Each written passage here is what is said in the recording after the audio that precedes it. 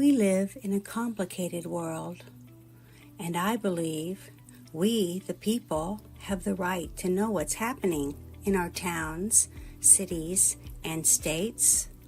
The mainstream media does not have our best interest at heart, and I want to share some information from around our great nation so we can fight back by being informed. Join me each week as we go after hours and get behind the scenes to uncover the truth. We live in a complicated world, and I believe we, the people, have the right to know what's happening in our towns, cities, and states. The mainstream media does not have our best interest at heart, and I want to share some information from around our great nation so we can fight back by being informed. Join me each week as we go after hours and get behind the scenes to uncover the truth.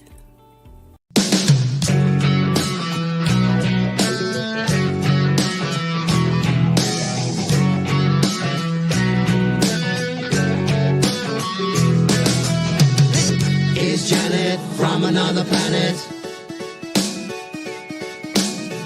Is Janet from another planet? Is Janet from another planet? Is Janet from another planet? Is Janet from another planet? Is Janet from another planet? Is Janet from another planet? Is Janet from another planet? Is Janet from another planet? Is Janet from another planet?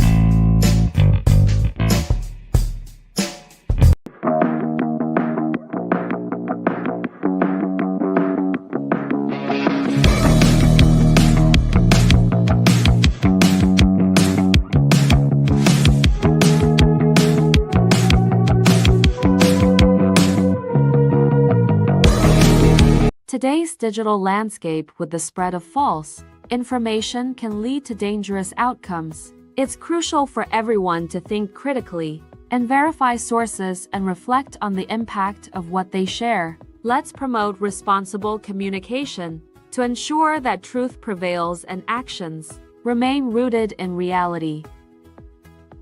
The opinions you're about to hear on this show are strictly those of the panel.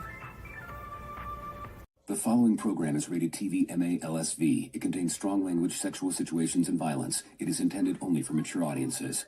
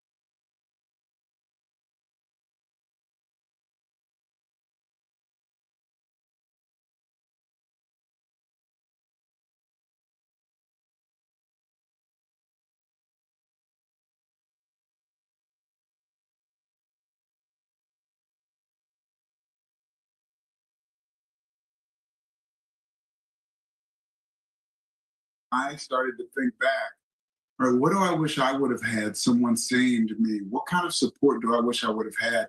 And then becoming that very support that I wish I would have had as a Division I football player. So that opened the door.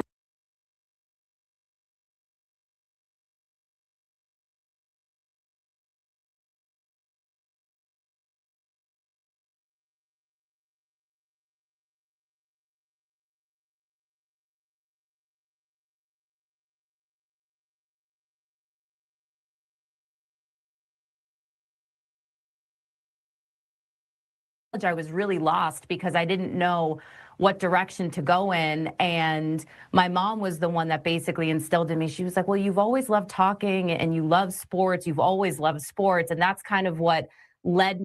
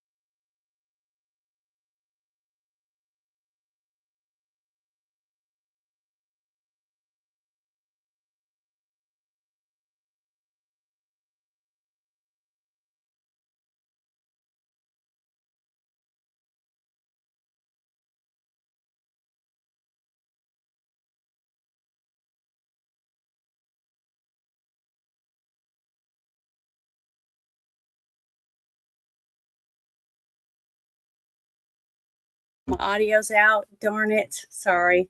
Fart. Thank you very much for telling me that my audio was. I always turn off my mic. I don't know why.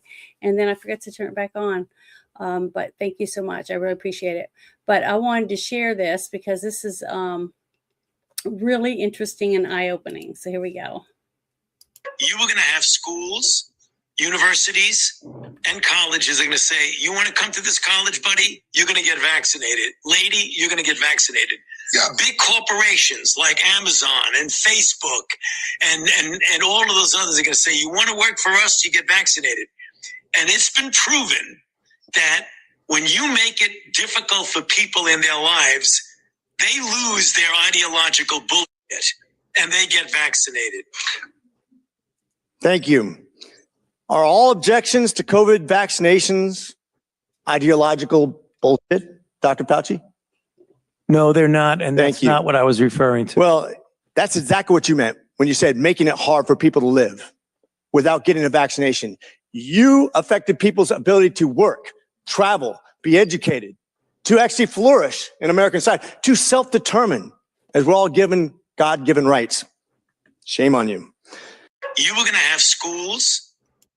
I've listened to it over and over again, and it's disgusting. It makes me sick to my stomach. And it's sad that so many people just were blind by this. I didn't get the jab. I didn't do any of this. So I didn't get tested. I didn't test myself once with the thing up my nose because I didn't know what was on it. I had seen videos showing little kids, I think it was in India or somewhere like that. There was a dirt floor and there was a family sitting around on the dirt floor with these long sticks, and they were taking them out of one container and sticking them up inside of a plastic thing and sealing it, not wearing rubber gloves, not in a laboratory, on a dirt floor. And then they were putting them in boxes and sending them out for testing kits. And that membrane between your sinuses and your brain is so thin, it only takes a tiny tear in there to get microbes and nasty stuff that's out here in the air inside next to your brain. I mean, it's just all of this stuff just really chaps my ass, really makes me angry because so many people were forced against their will, basically, to get a shot that they didn't even need. You can't see your grandma, you can't see your mom, you can't see your dad, you can't see your brother, you can't see your sister, you can't see your kids, you can't see this person, you can't see that person, you can't buy food, you can't get gas, you can't do anything if you don't wear a mask. That's what they told you. Then it was on top of that, it was, if you don't get the jab, you don't get to keep your job. You don't get to this. I lost lots of jobs because I didn't have that little card that I could have paid somebody $500 and got a fake card and stuff. But to me, I wasn't going to do it. I just said, no, I'm just not going to get it. And I'll wash dishes. I'll dig ditches. I'll rake yards, whatever it takes, I'm going to do whatever I have to, odds and ends wise. And if I end up living out of my car, at least I'll try to keep paying for my vehicle. That's where I was at. So I'm thankful. I'm really thankful. But this guy is a piece of crap to do that. And look at his smug look on his face. He disgusts me. Him and Hillary Clinton are the two most disgusting people in my world that I've ever seen. They are repulsive and disgusting. They just make me sick. But after I did that, I'm going to share everything people were saying about me not being able to have my mic on. God. Oh, I just hate this. I'm so stupid, but I'm sorry, guys. I know I'm muted. I wasn't even reading the chat either. I was too busy trying to get all my stuff up there in order. And yeah, my audio's out. I know. I'm really sorry. I hope it's fixed now. You can hear me now, right? Yeah, thank goodness, because you wouldn't have been able to hear him either. So, oh well, I'm glad I fixed it. But thank you, Crazy. If it hadn't been for you sending me that message on my phone, I would never have known. I've been sitting here still gabbing. But oh well, I'm not a pro. That's why I don't get paid to do this. I just do this for myself. Trying to learn something and get a brain and to share information to other people. But yeah, I'm going to share that little juicy tidbit in the chat really quick because I think everyone should be sharing this. And I'm so thankful that we do have people in our government that want to make sure that we get the truth out, because this guy did intimidate people out of their work because it was supposed to be Hillary Clinton that was going to be president and put everybody in camps that wouldn't get jabbed up and stuff like that. Take your homes, whatever, you lose your jobs, whatever else they could do. I really do believe that. But when Trump won with overwhelming numbers that they couldn't cheat fast enough, he said, you get it if you want it. He didn't say they could force you, because it isn't. They can't force you against your will to do something in the United States of America. They sure tried, though, didn't they? They lied and cheated, did whatever they could to manipulate you and get you to sign the dotted line or stick that up your nose or whatever. And the one time I was sick, I was nauseous. That's it. I didn't have a fever. I was just nauseous. And I told this story before, but they wanted to take a swab up my nose. And I said, no, you have to take my blood. And I watched them take my blood. And it was negative, as I knew it would be, because I poisoned myself on accident with Raid. That's what happened to me. But I'm going to move on to the next thing that I've got. Because, man, that was he's repulsive, isn't he? He makes you want to barf. But yeah, he's a terrible, terrible person. And I hope he gets what he deserves. I really do. I hope he gets what he deserves. And I hope we can give it to him, the American people. But this next one, all of these kind of go together and in and out of this same subject. But they're all, to me, very enlightening with different types of information about it. So I want to play a few of these because these come, and I like X because I can't use things up YouTube because they'll give me a copyright and take my channel down again. I've had that done a few times, and I don't want to risk, getting my channel taken down for weeks at a time or completely down because they don't like what I say or because I'm using someone else's content. Even though I'm not getting any money from it. But the thing is that I want to share the information. That's what's important. And so I'm going to open this up, make it a little taller. Yeah, we go, and turn it on. I'm really worried. We have a hantavirus outbreak in a cruise ship, and everybody's wanting to do it all over again. Are you freaking? Is not a respiratory virus. Stop it. Stop it now. Stop the news agencies need to stop. Everybody needs to stop. Hantavirus has been around a long time. It's nasty. Yeah. So is TB. So is a lot of other things. So is rickettsia. Let's deal with the rats problem downtown in Los Angeles. We have murine typhus and pneumonic plague breaking out. Deal with that. But I digress. The fact is that there are structural and philosophical excesses in public health that need to be kind of addressed. And is anyone in public health thinking about this? I don't think they are. I mean, I think one of the most healthy, useful outcomes of the COVID era was the absolute loss of credibility of the public health religious cult. And, also, I think we all go into public health, just like when people go into medicine. The thing is he went off on it because he was upset. Yeah, I know what it's caused by, but the thing is, I'm going to show you here in a little bit on some of the inserts of the COVID vaccine that they were giving out. It said that one of these you could get this because you got the jab. It's very, very little, like, they're covering their ass or whatever, putting everything in it, basically, in the kitchen sink. Because if you got sick from this, that, or the other, it's it's possible this could happen to you if you get the shot. So I just thought that was really, really interesting because he was going off on it, saying that this is, here we go again. They're trying to do something else, and here comes another election. So people will be too afraid to go because I'm going to get caught. I'm going to catch this or I'm going to catch that if I go vote. See what I mean? These people are going to stop at nothing.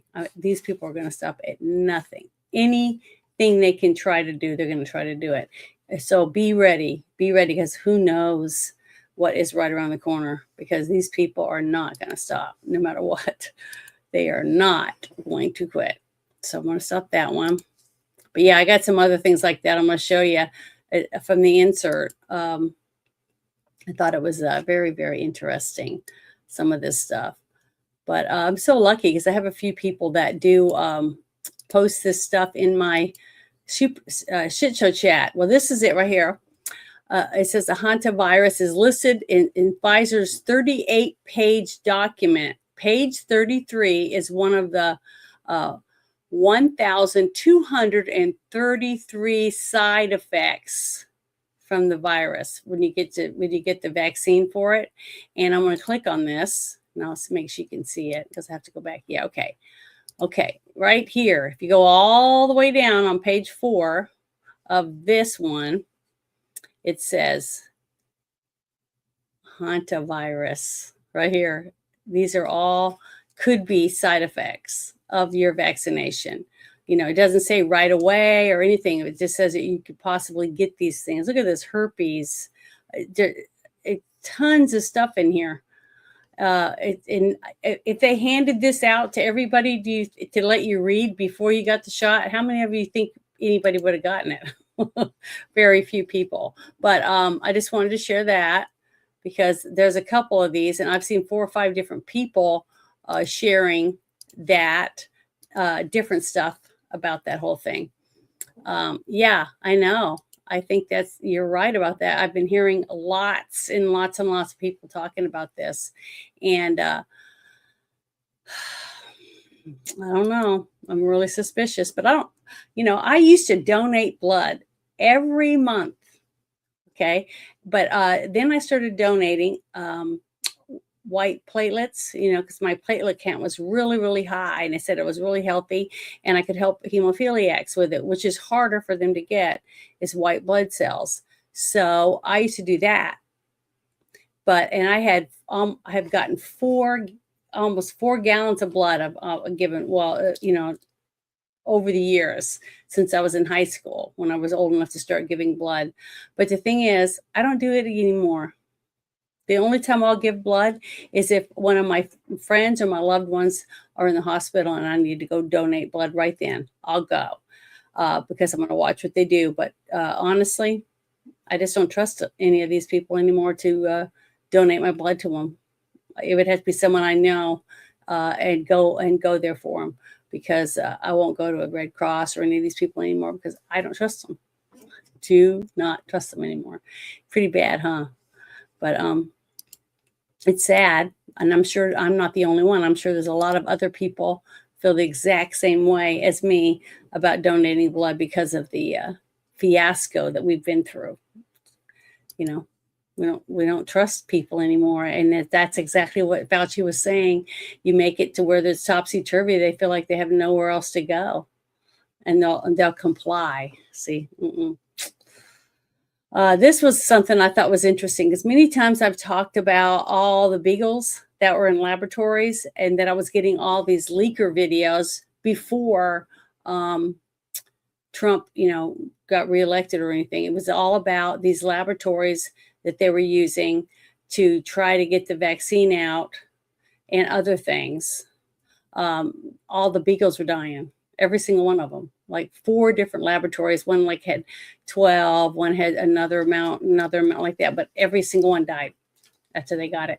But then they didn't put it in any of their reports. So that's why they were leaked out. Well, this is something that she's doing, and I thought you guys would want to hear about it. I thought it was pretty interesting. Hi, everyone. You may know that I love animals. And from the time I was a young prosecutor, I started prosecuting animal cruelty cases. Well, of late, you may have heard of Ridgelands Farms. It is a facility, a research facility in Wisconsin that was using beagles for research. They use beagles apparently because they're small in size and they have a very docile temperament.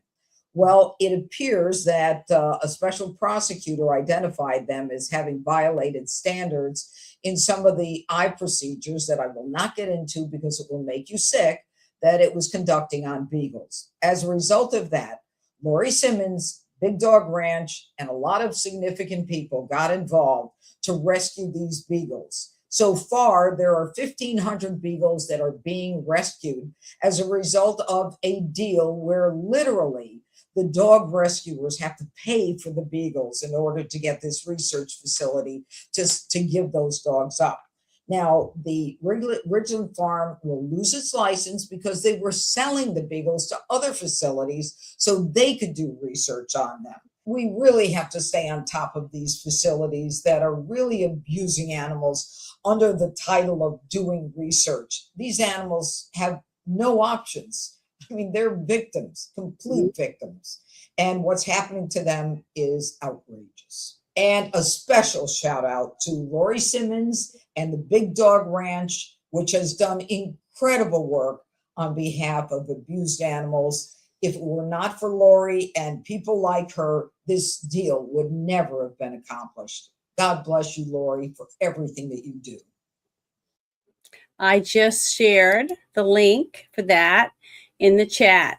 So maybe if you're interested in getting a beagle, one of the rescued 1,500 beagle, you might be able to apply for one. So I put that in the chat. So if you want to try to get one of the beagles and rescue it and make it your own, now you can. But I think it's wonderful. And everybody keeps saying how this administration is not doing shit. They're not doing anything. Nobody sees anything. Well, if you only watch, ABC, CBS, NBC, some of those other channels like that you're never going to see anything. You're going to see nothing.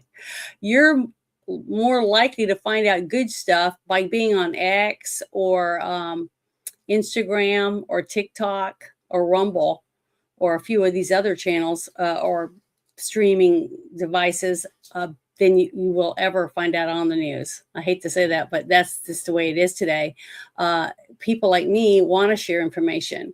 That's why, if I find it or someone sends it to me, I try to add it because it needs to be out there. So,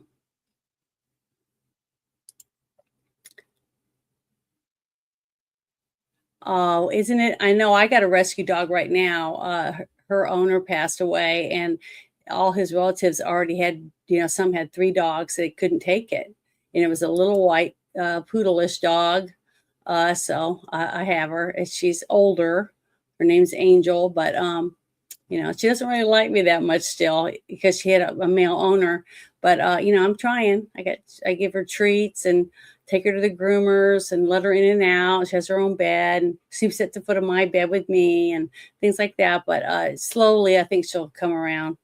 She's finally starting to go when I get home, like she likes me and I pet her and stuff. So, adopting a pet is not that bad. I mean, it really isn't, especially if you already adopt them when it's not a puppy anymore and they know to go to the door and all that kind of stuff. It's really, really nice. So if you get a chance, might take it. Try to get you a new puppy through adoption because there's so many pounds filled with dogs if you can't get one of these puppies. I couldn't have a beagle because they're so loud. I babysit.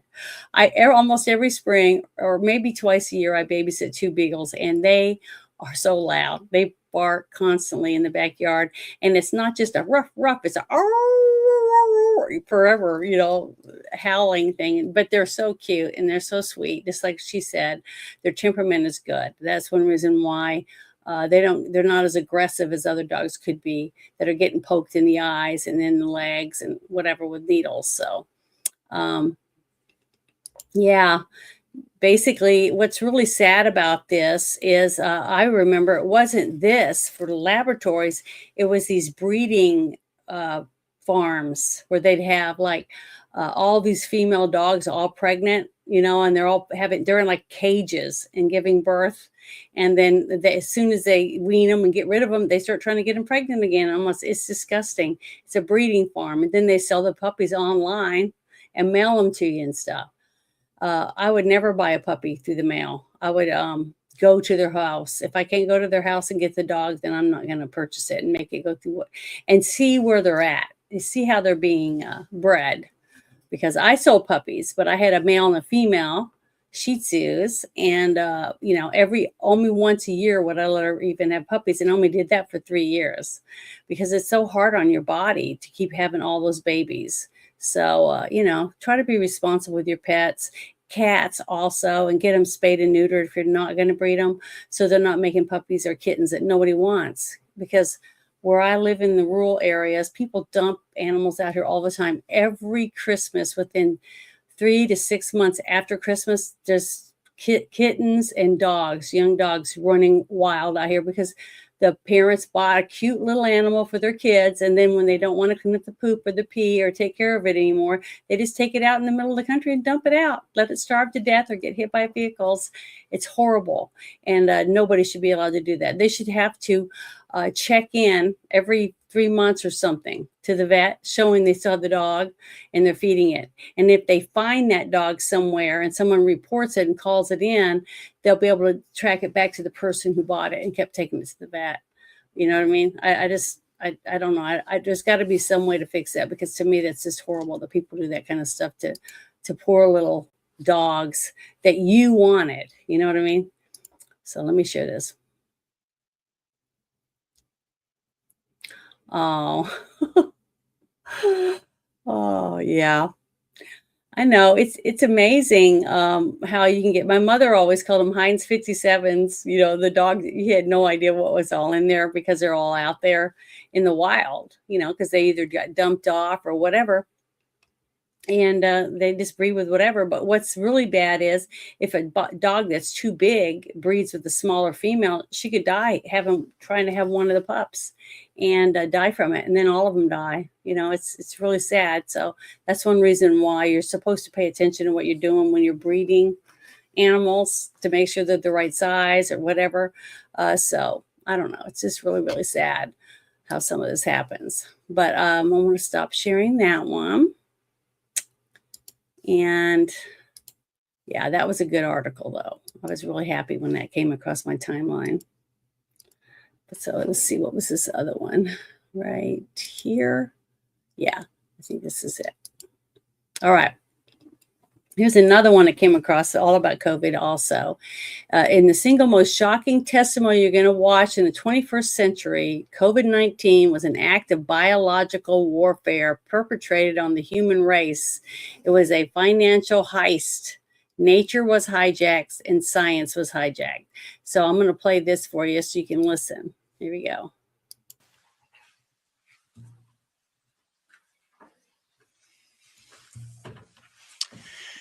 It is a particularly interesting location for me to be sitting today, given that over a decade ago, I sat in this very chair right here in the European Union Parliament. And at that time, I warned the world of what was coming.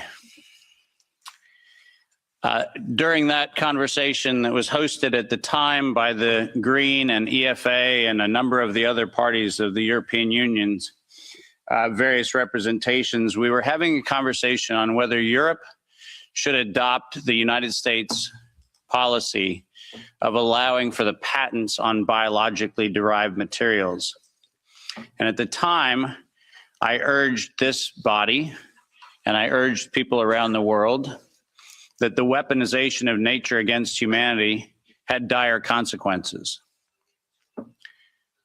Tragically, I sit here today with that unfortunate line that I don't like to say, which I told you so. But the fact of the matter is, we're here not for a reprisal on past decisions. We're here to actually, once again, come to the face of the human condition and ask the question, who do we want to be? What do we want humanity to look like? And rather than seeing this as an exercise in futility, which is very easy from time to time when you're in the position I'm in, I actually see this not as an exercise in futility. I see this as one of the greatest opportunities that faces us, because we now have a public conversation, which is now front and center in people's minds. When this was an esoteric conversation about biological patents, nobody cared. But when that conversation came home, then it became something people can care about. So I'm actually quite grateful for this opportunity. I thank the members of Parliament for hosting this. I thank all of the translators who, I apologize in advance. I will use terminology that is probably very difficult to translate, so my apologies. And I'd also like to acknowledge the fact that many of you are aware of my involvement with this, in large part due to the amazing work of my wonderful wife, Kim Martin, who encouraged me at the very early days of this pandemic to get on front of the camera and talk about all the information that I had been sharing among very small groups around the world. And it was in fact her encouragement that put me in a place where many of you have heard what I have to say. Ironically, the world that I came from, that used to be very popular, my CNBC and Bloomberg presentations, which were televised on mainstream media around the world, was an audience that I lost. I can confidently say COVID diminished my fame. But I can also confidently say that I'd rather stand among the people with whom I'm standing today than any of the folks that were part of that previous world. So this is a much better place to be. My role today is to set the stage for this conversation in a historical context, because this did not come in the last 3 years. This did not come in the last 5 or 6 years. This actually is an ongoing question that probably began here in Europe in the early stages of the mid-1900s, but certainly by 1913, 1914, this conversation started right here in Central Europe. The pandemic that we alleged to have happen in the last few years also did not happen overnight. In fact, the very specific pandemic using coronavirus began in a very different time. And we'll try to advance the slides here with one of these things. Oh, there we go.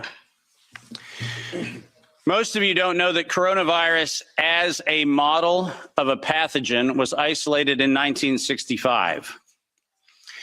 Coronavirus was identified in 1965 as one of the first infectious replicatable viral models that could be used to modify a series of other experiences of the human condition. It was isolated once upon a time associated with the common cold.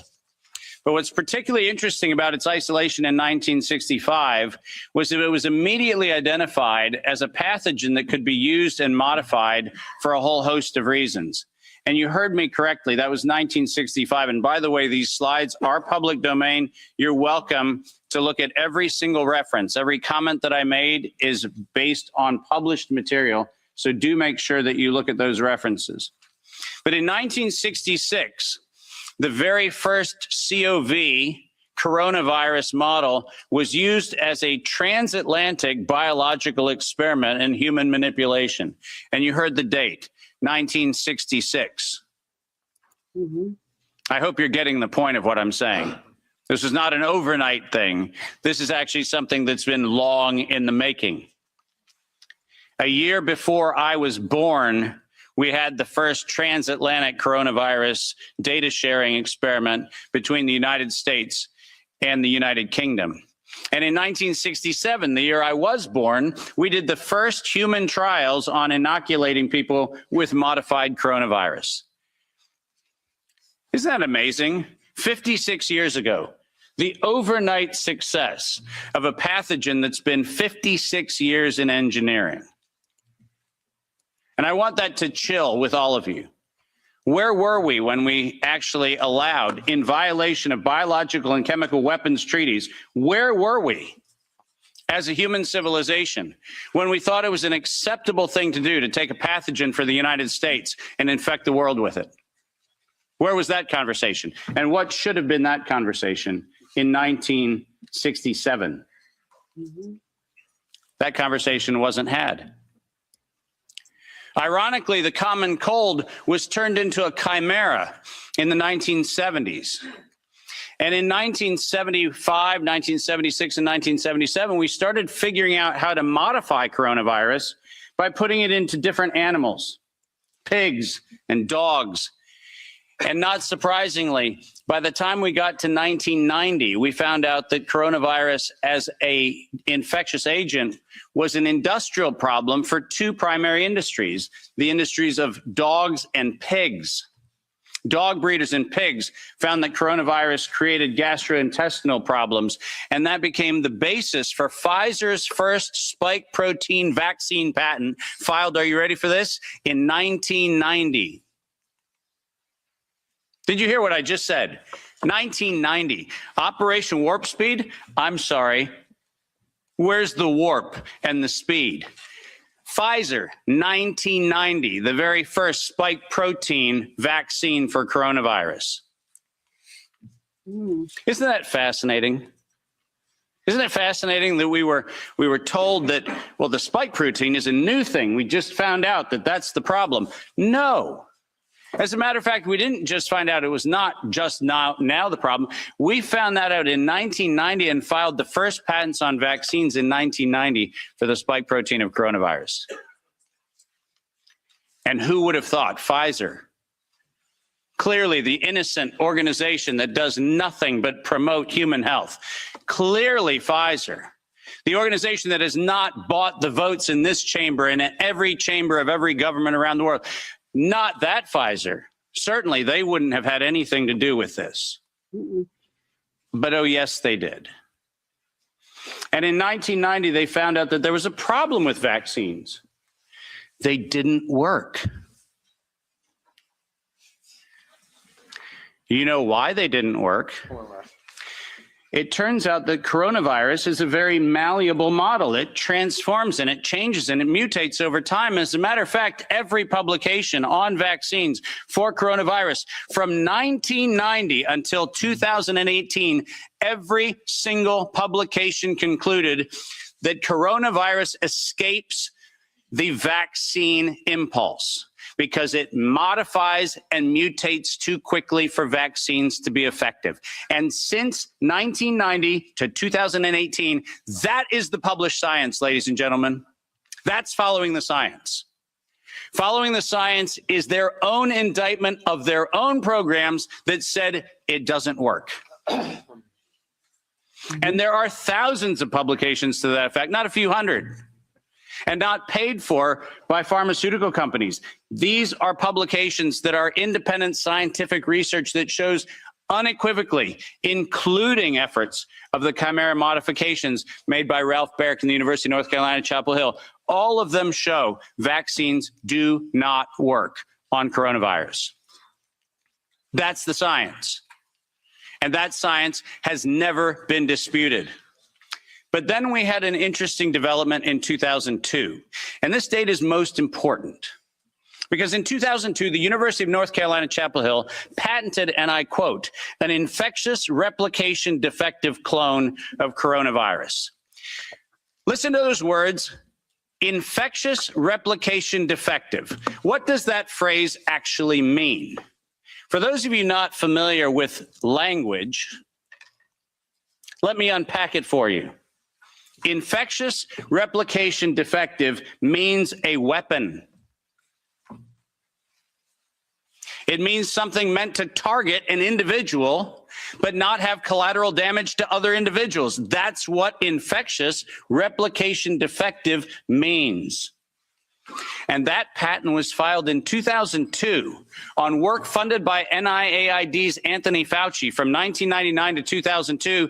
And that work, patented at the University of North Carolina, Chapel Hill, mysteriously preceded SARS 1.0 by a year. Dave, are you suggesting that SARS 1.0 wasn't from a wet market in Wuhan? Are you suggesting it might have come from a laboratory in the University of North Carolina, Chapel Hill? No, I'm not suggesting it. I'm telling you that's the facts. We engineered SARS. SARS is not a naturally occurring phenomenon. The naturally occurring phenomenon is called the common cold. It's called influenza-like illness. It's called gastroenteritis. That's the naturally occurring coronavirus. SARS is the research developed by humans weaponizing a life system model to actually attack human beings. And they patented it in 2002.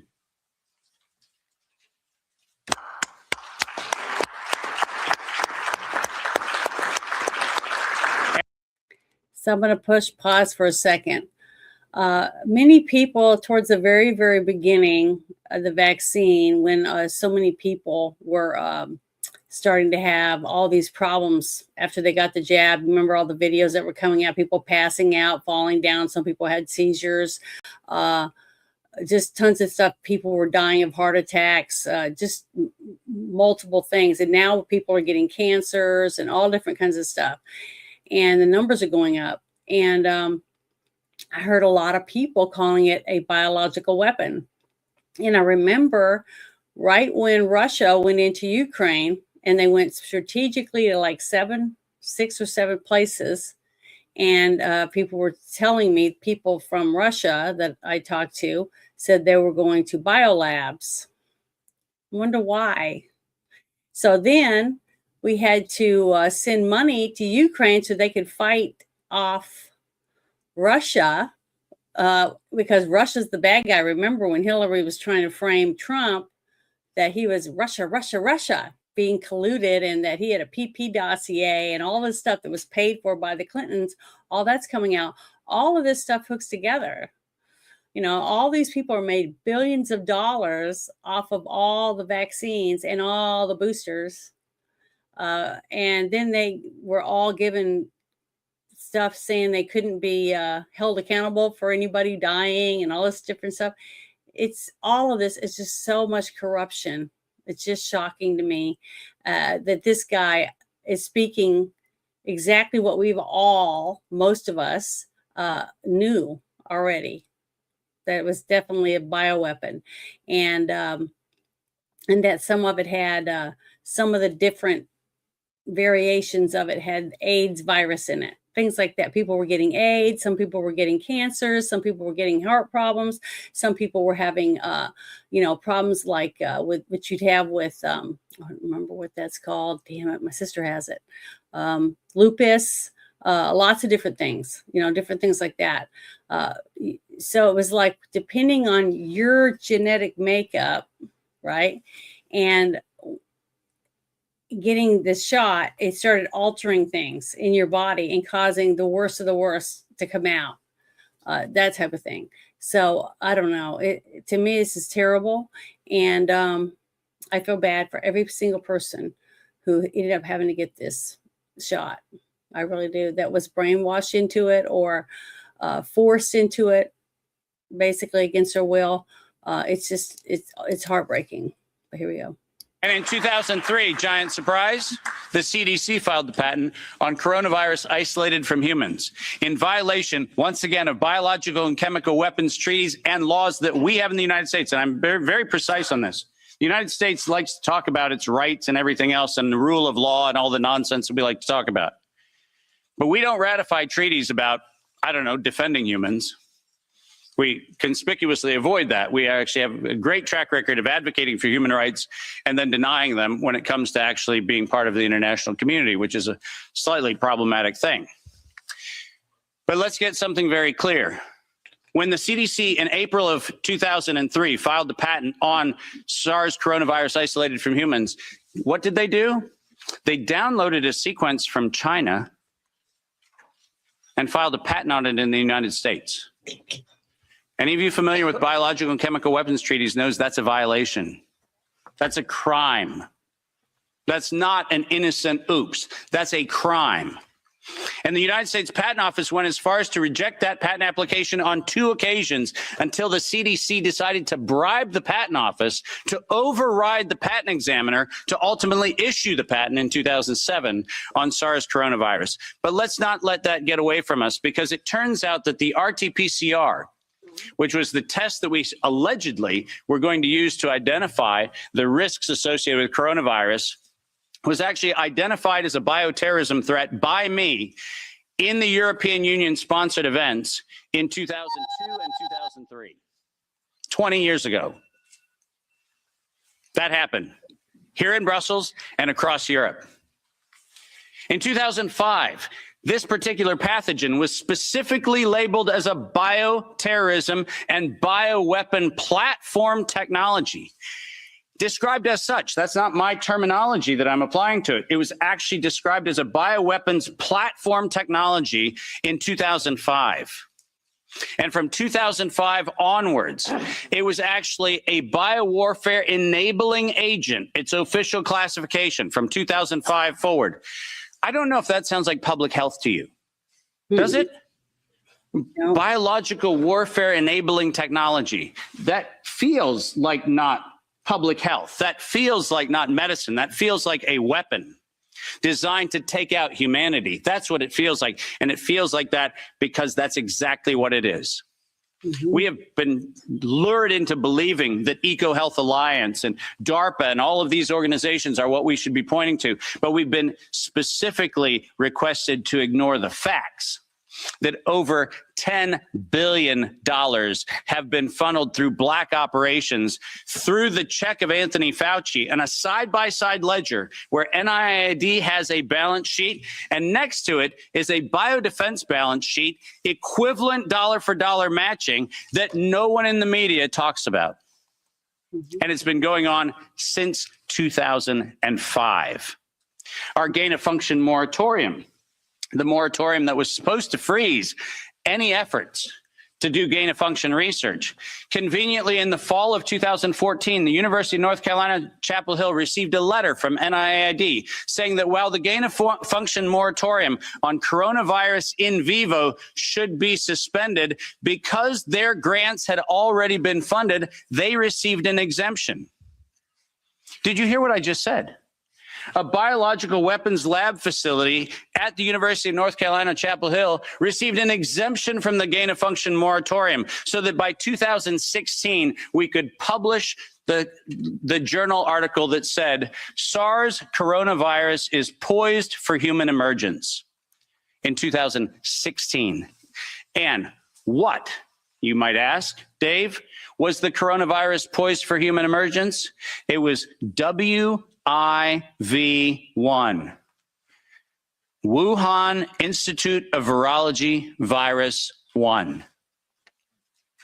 Poised for human emergence in 2016 at the proceedings of the National Academy of Sciences, such that by the time we get to 2017 and 2018, the following phrase entered into common parlance among the community. There is going to be an accidental or intentional release of a respiratory pathogen. The operative word, obviously, in that phrase, the word release. Does that sound like leak? Does that sound like a bat and a pangolin went into a bar in the Wuhan market and hung out and had sex and lo and behold, we got SARS-CoV-2? No. Accidental or intentional release of a respiratory pathogen was the terminology used, and 4 times in April of 2019, 7 months before the allegation of patient number 1, 4 patent applications of Moderna were modified to include the term accidental or intentional release of a respiratory pathogen as the justification for making a vaccine for a thing that did not exist. Keep going. If you have not done so, please make sure that you make reference in every investigation to the premeditation nature of this, because it was in September of 2019 that the world was informed that we were going to have an accidental or intentional release of a respiratory pathogen so that by September 2020, there would be a worldwide acceptance of a universal vaccine template. That's their words right in front of you on the screen. The intent was to get the world to accept a universal vaccine template, and the intent was to use coronavirus to get there. And the last slide. This isn't advancing, so if I could have somebody do it. Let's read this because we have to read this into the record everywhere I go. Until an infectious disease crisis is very real, present, and at the emergency threshold that is often largely ignored. To sustain the funding base beyond the crisis, he said, we need to increase the public understanding for the need for medical countermeasures such as a pan-influenza or pan-coronavirus vaccine. A key driver is the media, and the economics will follow the hype. We need to use that hype to our advantage to get to the real issues. Investors will respond if they see profit at the end of the process. Sounds like public health? Sounds like the best of humanity? No, ladies and gentlemen, this was premeditated domestic terrorism stated at the proceedings of the National Academy of Sciences in 2015, published in front of them. This is an act of biological and chemical warfare perpetrated on the human race, and it was admitted to in writing that this was a financial heist and a financial fraud. Investors will follow if they see profit at the end of the process. Let me conclude by making 5 very brief recommendations. The last slide. Nature was hijacked. This whole story started in 1965 when we decided to hijack a natural model and decide to start manipulating it. Science was hijacked when the only questions that could be asked were questions authorized under the patent protection of the CDC, the FDA, the NIH, and their equivalent organizations around the world. We didn't have independent science. We had hijacked science.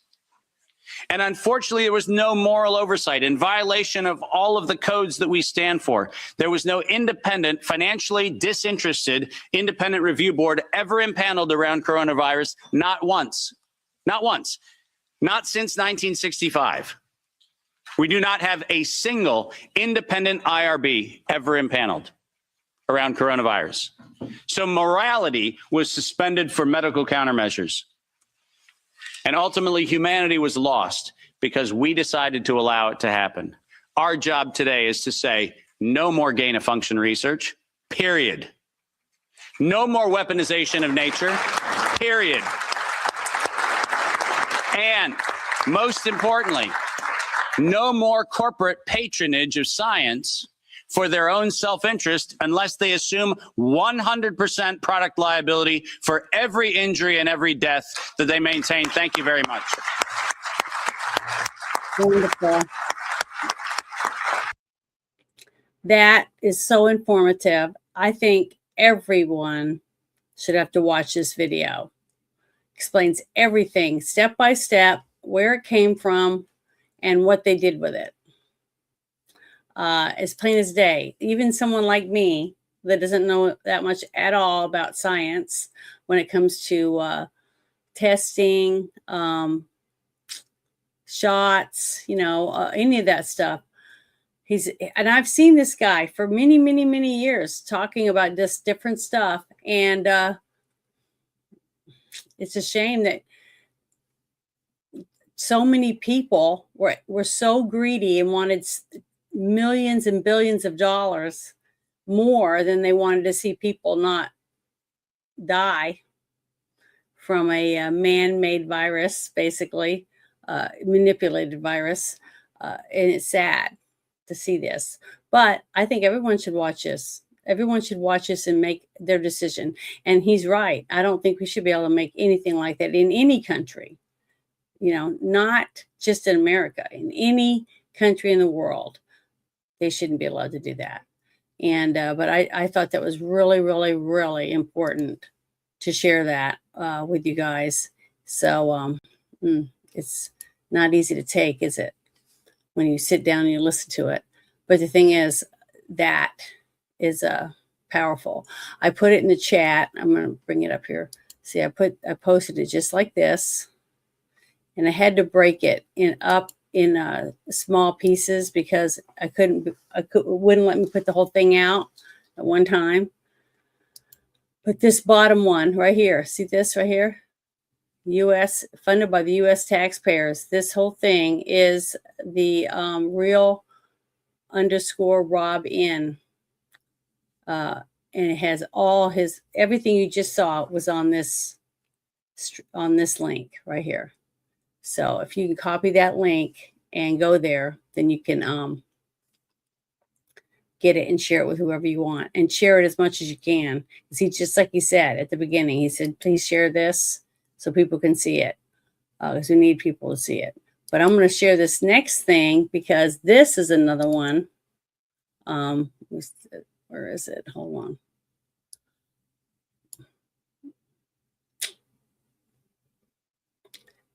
I think it's this one. Yeah, here we go. Here is Fauci again when he was younger. Never forget that Anthony Fauci was wrong and lied about everything with AIDS before later doing the exact same thing with COVID. But the thing is, this man made lots of people very, very rich. And those same people wanted to make more money using this man. Because remember what I said at the beginning, none of these people, or the people up at the top making all the money, got the shots. And I seem to remember somewhere in the news that people that work for the Postal Service could be exempt. They didn't have to get it either. To keep their jobs. like a lot of people were told, well, if you don't get the shot and you're in the military, you're going to get kicked out of the military. If you don't get the shot and you're in this company, you're going to get kicked out. We're not going to keep you. And so a lot of people left, and other people said, well, I can't lose my house. I won't have my cars. I won't have all the things I worked so hard for. So they got it. So basically that's being forced, not being able to leave your job and try to find another job, that kind of thing. It's not easy for everyone depending on your own job. But I just thought it was horrible. But I want to play this for you so you can listen to it. Make sure it's turned. It's not really long, but here we go. Starting to see, as we're seeing virtually as the months go by, other groups that can be involved, and seeing it in children is really quite disturbing.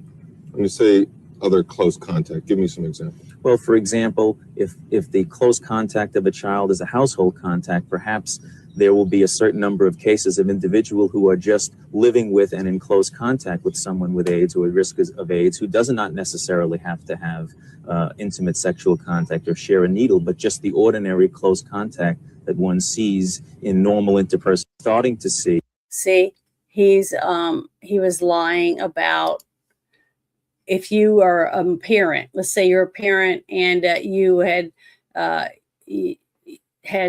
anal sex with someone or whatever, and you got AIDS, okay? Because that's what we thought at the beginning. That was the only way to be able to get it, right?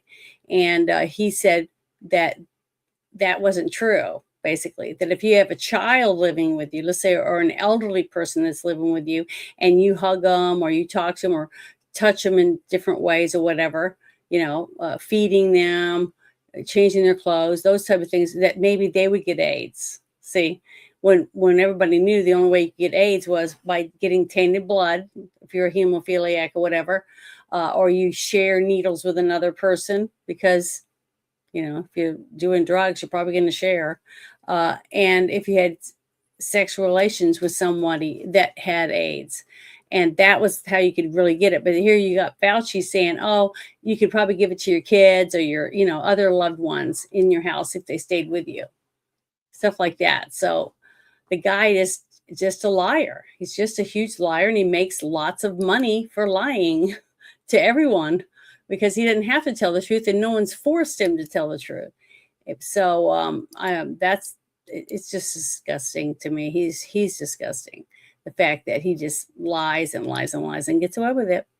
But hopefully something's about to change on that whole thing. But let me pull up this next one. Let's see. I think it's this one. I'm going to close that.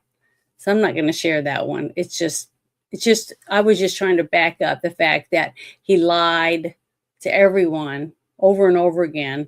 And then he conveniently comes up with another lie to try to cover up the one he just told, so that, he can just keep going down the road and getting his checks mailed to him or money put in his bank account. So he's happy as a lug because he can do and say whatever he wants, and nobody's going to hold him accountable for it, which I hope they do. But more and more of it's coming out. So here we go. I'm going to share this. I thought this was good. It says March 2021, the FDA warned that the VAERS analysis algorithm could hide or mask safety signals from the COVID shots. So I want you to listen to this. This is pretty interesting. Make sure it's turned up. Well, I recommend everybody reading my 38-page report. It's unmasked how Biden health officials purposely turned a blind eye toward COVID-19 safety signals. What happened, Maria, and this is unconscionable, this should be all over the news media. I don't think one legacy media is covering this story. The office inside FDA that's responsible for vaccines and vaccine safety, on March 1st, 2021, they were warned that their algorithm that analyzed VAERS would hide and mask safety signals. 26 days later, they were given a new algorithm that showed 25 very serious adverse events that they had safety signals on, including sudden cardiac death, pulmonary infarction, Bell's palsy, stroke, and they hid it. The person who they all recognized was their expert at data mining. They shoved her off to the side, told her to cease and desist. This is a major scandal. We're going to start interviewing the people involved, but I appreciate you mentioning this. Every news media, this ought to be a lead story on news media. This is a grotesque abuse of power, and people suffered. People died. People were injured because they were not warned, not giving fully informed consent on the COVID injections. See, that's another part. See, there's so many tentacles coming off this whole thing, not just Fauci and Bill Gates, that like you just said. Bill Gates also was involved in a lot of this stuff. But the thing is that all the hospitals that fired their nurses because the nurses found out more and more about the COVID vaccine, and then they didn't want to give it to their patients. Okay. They didn't want to poke their patients when they knew that it wasn't good for them to have it, or put them on a remdesivir instead of whatever the other one is. I can't remember the name of it now. The other drug that's cheap and generic that they don't make money, they don't make huge profits off of, so they don't want to prescribe it. They want to prescribe something that they're going to make a lot of money. The truth was, though, that remdesivir made more people worse, not better, because it didn't help, and ended up putting them on a respirator. And usually, very, very rarely, do you get off of one. Rudy Giuliani did, but most people don't. Every person I known in my real life that were ever put on a respirator for any reason never got off of one. They died. They all died, every one of them. So, we have got to stop standing in the corner afraid to speak about this stuff because, we're going to lose our platform. We're going to be shunned by our families, or we're going to be called a Nazi or whatever nicknames are going to call you. Okay. Because I've been called everything. I mean, I get death threats. I get everything. And plus they take my channel down. They've done tons of stuff, and I can't get a single real person to talk to me about it. I still have a warning up every single day that I get up and try to get on my channel and do anything on YouTube. I already have a warning that's been up there for 2 years. I can't get them to take it down. I didn't even realize I even had it until I had to take some kind of class so I could go live. And they said that it would be down off after I took the test, that they would take it down after 90 days. Well, guess what? It's been 2 years and still up. I still have a warning. So I start with a warning every day, unlike other people. But, they don't like me. So, that's why they wanted to give people remdesivir, because they wanted more and more people to end up with that diagnosis. That's what I believe. And I know. So it's true. But the thing is, they arrested people. They've arrested people in different places around the world because they didn't want to give the jab. And then there was a couple people that were giving saline solution and not giving the real stuff, all kinds of stuff. So basically the only way to find out if you did really get the jab or not get the jab is to get your blood tested. That's it. And I can tell you right now, I've already had my blood tested once, and I've never had COVID, not one time. I never had it. And I never got the vaccine. So, there's very few people in the world left that weren't, lied to enough to get a jab. Half my family's got multiple pokes. My sisters, and my dad was one of them. He's no longer with us. My mom is not here anymore. A lot of my friends have, gotten sicker and sicker and are still getting sicker. So it's heartbreaking to me. And I want to see the truth. I want to see the truth come out, and I want the people to be able to have an option of some sort to do something for themselves. Because honestly, if you have a loved one that's murdered, right? They're murdered and they're buried in the ground now. And then you get the evidence and you catch the person who did it. And then you drag it out through court for 3 or 4 years. Okay. And they get the death penalty, right? Everybody's cheering, hoo, hoo, hoo, just like what they just did with the Athena Strand. Okay. She was murdered 4 years ago, and her guy finally got to go to court and he got the death penalty. But now guess what? How long is he going to sit on death row? How many times does the family still have to go to try to get him to go to get put to death on his next appeal or whatever type of thing. It could be 15 to 20 more years before they put him to death. Actually get some justice for Athena and her family. That's bullshit. Why? And that's the same thing we're doing now, is that we're kicking the can down the road. By the time they finally decide they're going to do something about it, about all this lies and stuff like that, most of us might be in nursing homes ourselves if they drag this out for 20 something years or longer. It's terrible. It's sad to think about it, but that's basically what they do. That's why we have to stand up and demand truth. We have 3 years right now under this same administration to prosecute people. Let's start prosecuting these people, put them in Gitmo, wherever we have to round any of these people that were involved in any of this shit up and get to the truth. And we can start out in each of our states. And I do have something about that. So let me pull that up real quick. Let's see. Sorry, I got to see which one of these. Hold on.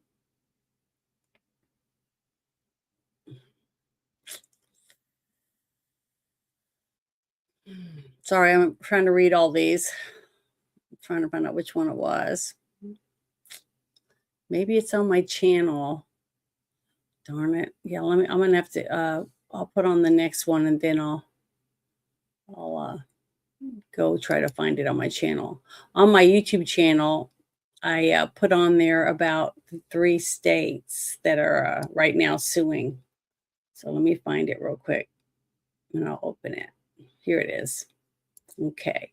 Let me get this link and I'm going to open this link to go. Is it in this one? Yeah. Okay. I'm going to put it right here.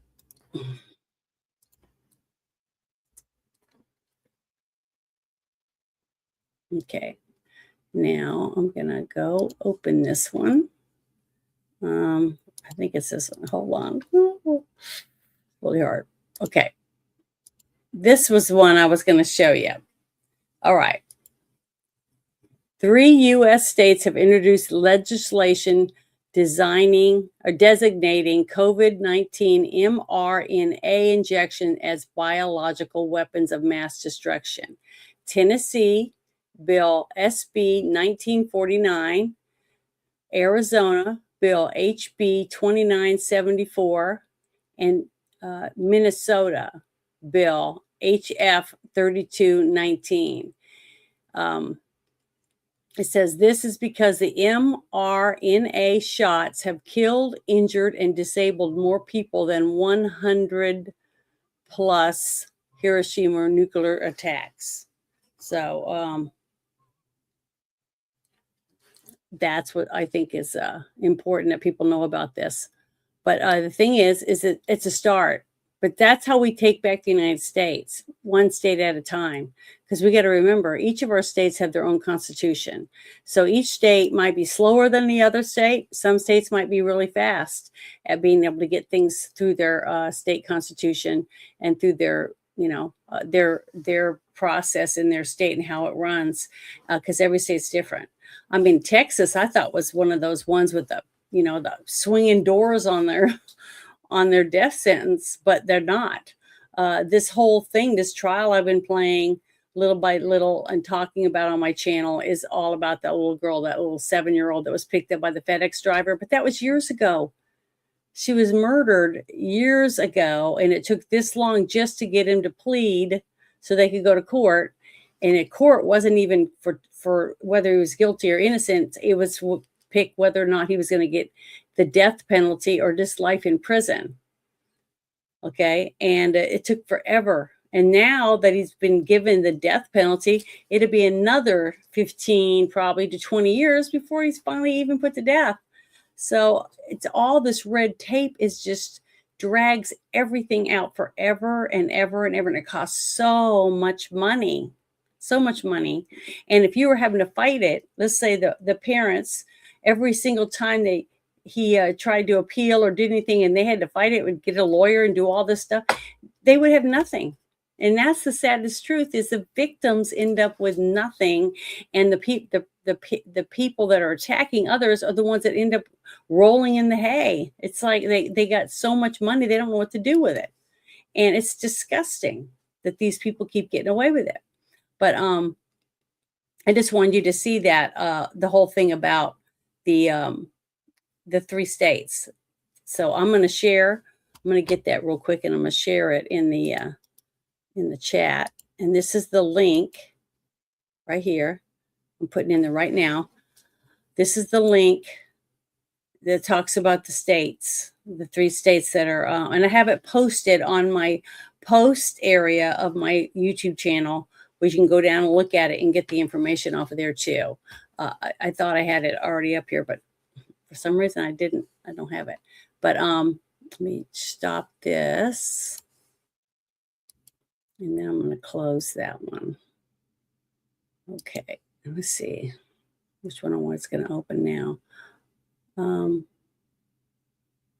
Oh, listen to this. Oh, this makes me, I hope I can go to sleep after this, because I get so angry at this man being such a disgusting person.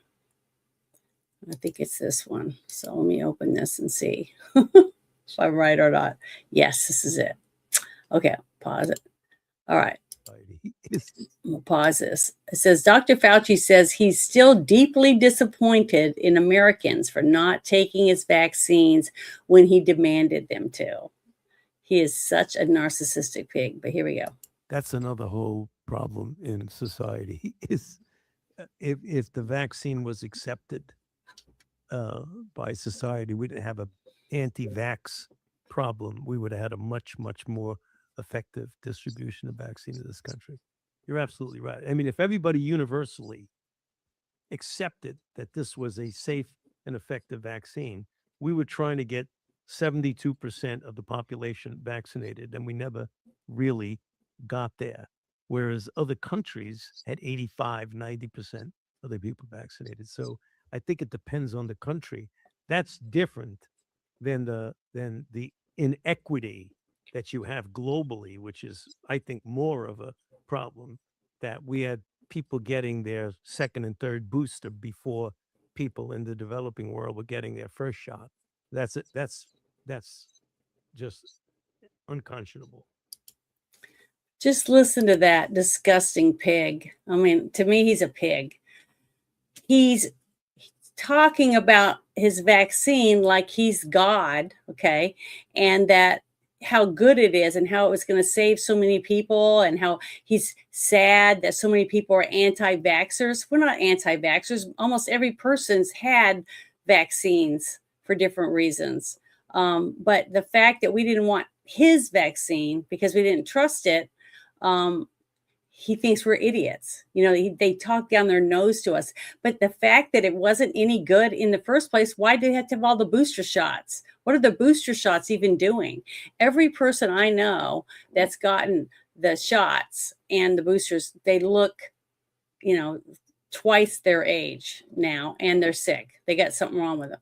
Heart problems, stomach problems, skin problems, blood problems, cancer, all kinds of problems. It's terrible. And this guy sitting there all smug, upset because not even 70% of America got the shot. But did you hear what he said about some other countries? 80-something% of people did it. What happens when they all die off and there's nobody having babies because the women are infertile? What happens to those countries? Oh, well, we'll go in and we'll just take over the country and run it for them, because we're not going to need land. We're not going to need cow stuff because we're going to have lab grown meat stuff. This guy is disgusting. He just makes me want to barf. Can't stand him. Oh, people like that just make my skin crawl. He is disgusting. But this other one, because I think it was Rand Paul that was saying something about trying to get him to, I think this is it. Okay, here's the one. Okay.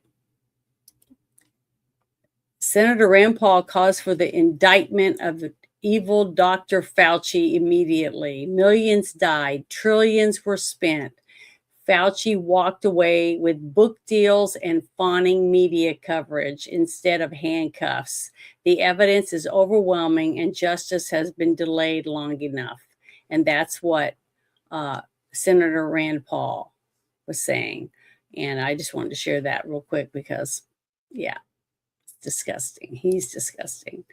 Oh, and I guarantee it. Oh, I would love it if there was a way that they could force him and his family to get tested to see whether or not they even had the vaccines, because I don't think they did.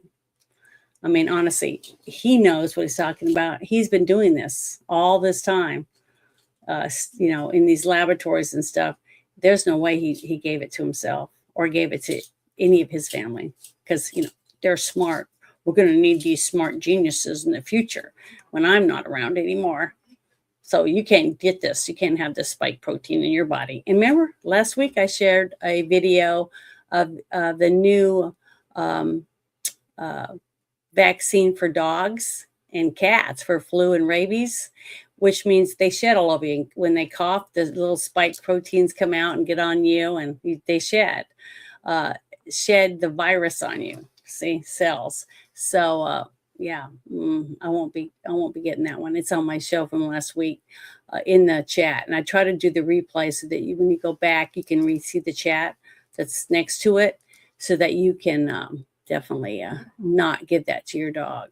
I don't recommend giving it to your dog or your cat if you can help it.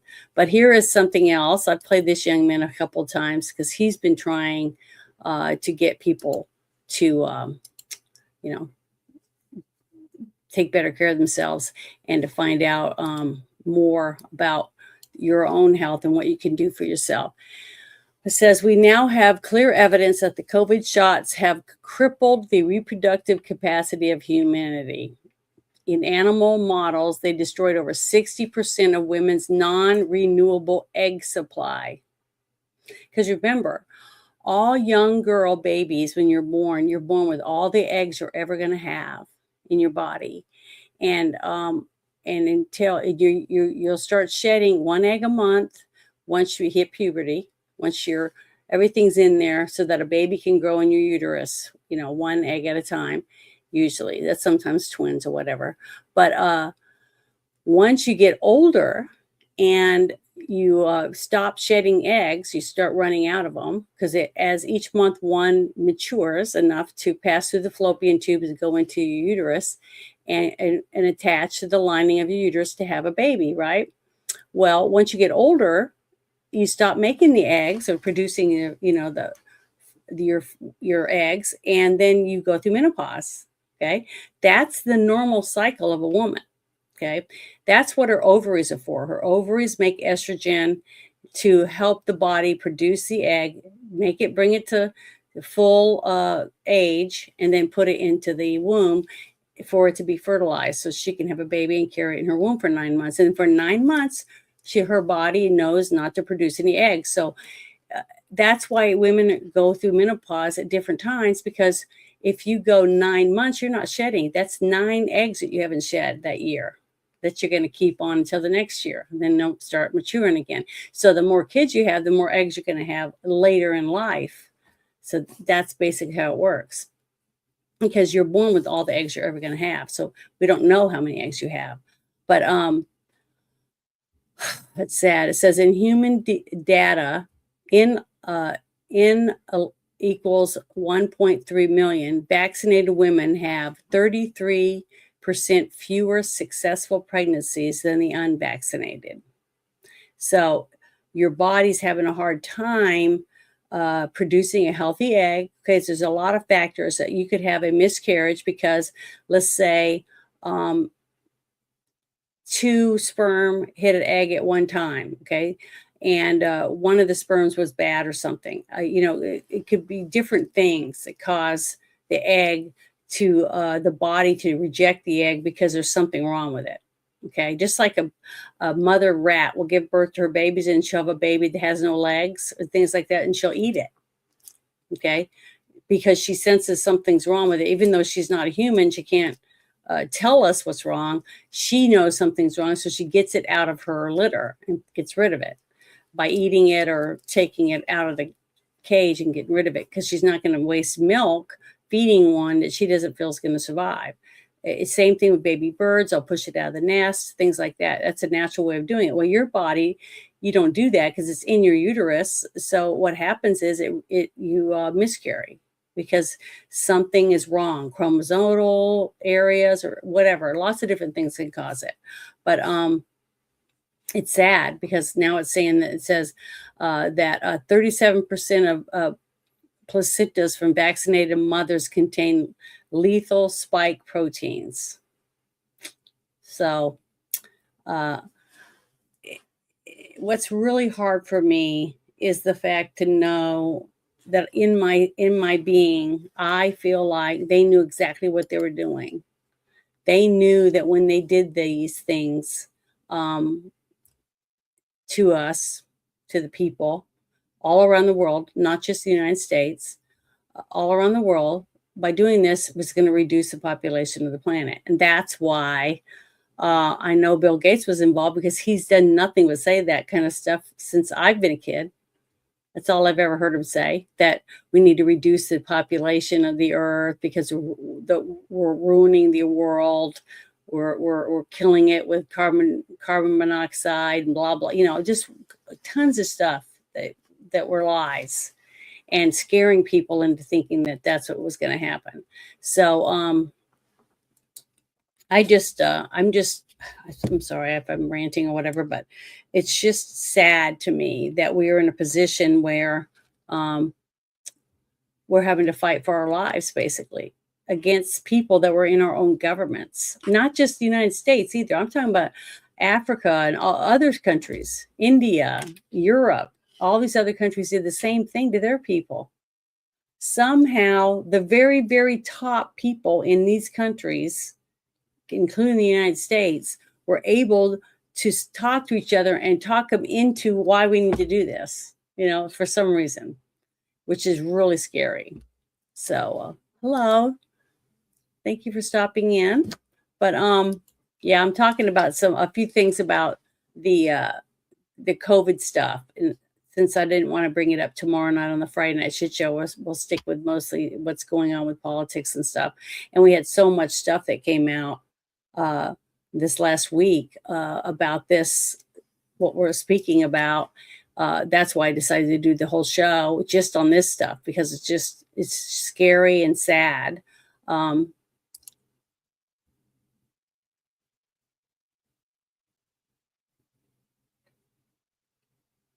Yes, that's the sad truth, isn't it?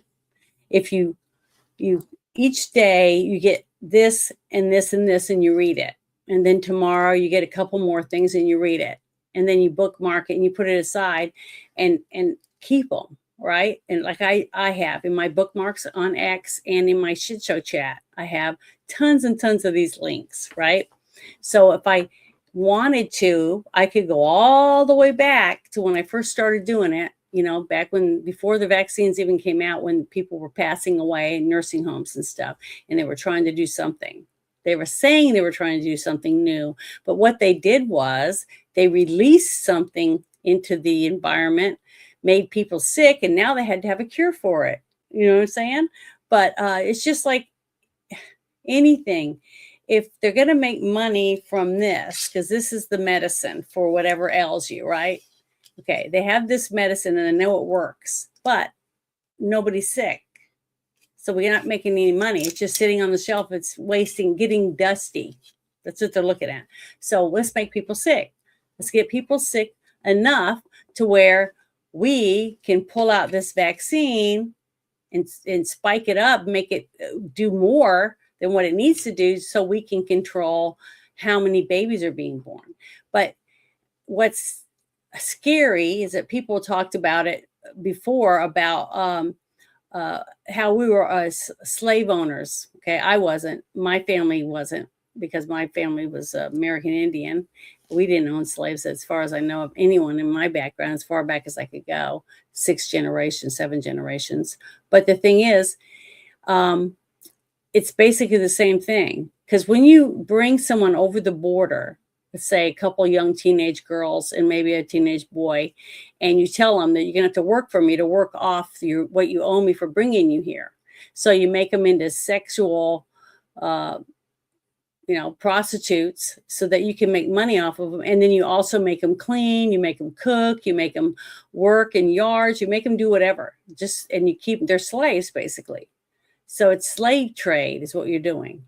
Okay. With this, they call it trafficking, but it's the same thing. They're not able to come and go when they want.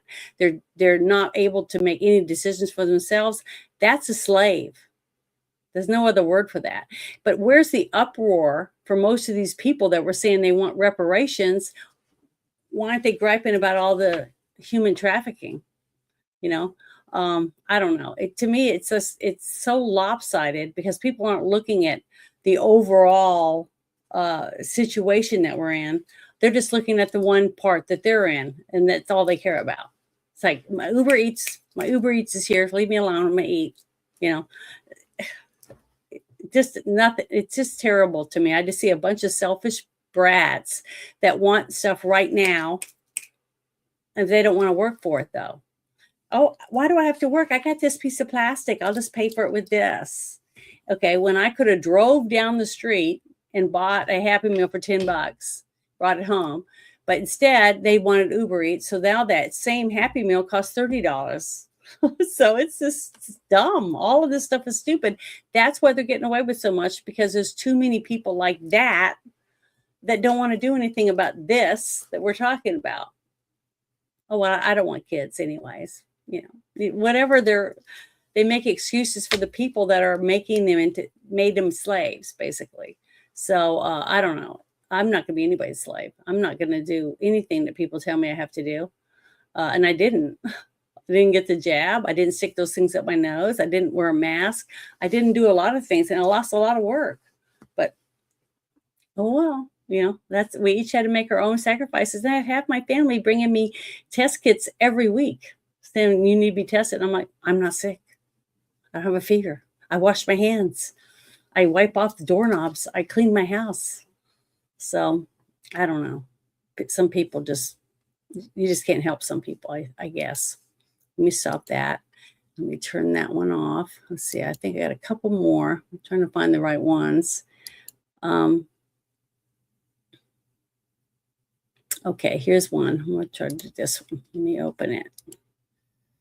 If I can get it the right one. I think it's a special message. Nope, this one. Ultra. Yeah, Ultra. Here we go. This is it. All right. Okay, I think this is pretty good. Former CDC Director Robert Redfield, by oath, confirmed that they were hiding the side effects of COVID-19 vaccinations. So here we go. Thank you, Chairman. For 2 years, myself and the other Republicans on this subcommittee connected the dots. We exposed the evidence supporting our strong belief that COVID was developed and leaked from the Wuhan lab. And during those same 2 years, the same Democrats that sit on this committee, they only hindered, they obstructed, they refused to hold hearings and get to the truth. Now we see mounting evidence supporting the COVID-19 originated from the lab in Wuhan, China, run by the Communist Chinese Party. And this hearing is about getting to the truth. I thank the chairman for making this the very first hearing, because the American people who have seen just as many fellow Americans die from COVID, as nearly as many die from COVID that died in every war since the American Revolution combined, deserve to know the truth. Dr. Redfield, you pointed to the lab leak theory even before we did. In mid-January of 2020, you expressed concerns to Dr. Fauci, to Jeremy Farrar of UK's Wellcome Trust, and to Dr. Tedros of World Health Organization that, quote, we had to take the lab leak hypothesis with extreme seriousness. And you urged Dr. Fauci to investigate both the lab and the natural hypotheses. Shortly thereafter, on February 1st, Farrar convened a meeting of a group of 11 top scientists across 5 time zones and asked Dr. Fauci to join. And he wrote, quote, my preference is to keep this group really tight. obviously ask everyone to treat in total confidence, unquote. Dr. Redfield, you were excluded from this call, but up until then, you had been on every single, you were included in every other conversation. What changed? Why do you think that you were excluded from these conversations? Thank you very much. I think just to emphasize, in early to mid-January, I did have multiple calls with Fauci, Farrar, and Tedros about how important I thought it was that science get engaged in aggressively pursuing both hypotheses. I also expressed as a clinical virologist that I felt it was not scientifically plausible that this virus went from a bat to humans and became one of the most infectious viruses that we have for humans. All viruses are not the same. So when you look at coronaviruses for SARS and MERS, for example, when they entered the human species, which they did via an intermediate, they never learned how to go human to human. Even to this day, they don't know how to go human to human. So you can't equate Ebola with a coronavirus. Now, why do you think you were excluded from those calls? Because it was told to me that they wanted a single narrative and that I obviously had a different point of view. Okay. In emails following the conference call, 4 of the 11 scientists told Fauci that they all found the genetic sequence inconsistent with expectations from evolutionary theory. Basically what you're saying. I'm going to pause it for a second. Did you hear what he said? I can back it up for again. He said it can't be passed from human to human. So I'm going to go back to that again. So give me a second.